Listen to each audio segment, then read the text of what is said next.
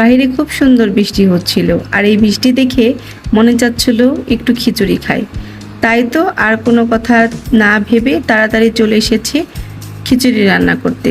তারপরে খিচুড়ি রান্না করে আর কি কি দিয়ে খেলাম সেটা দেখার জন্য আমার সাথে থাকুন।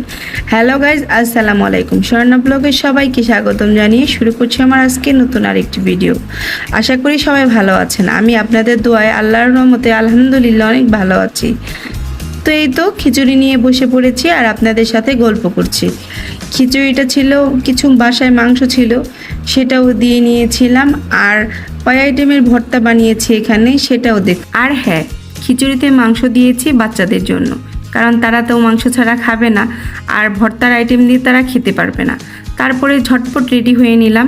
বাহিরে বৃষ্টির পরে একটু রোদ উঠেছে, আর রোদটা কিন্তু খুব সুন্দর।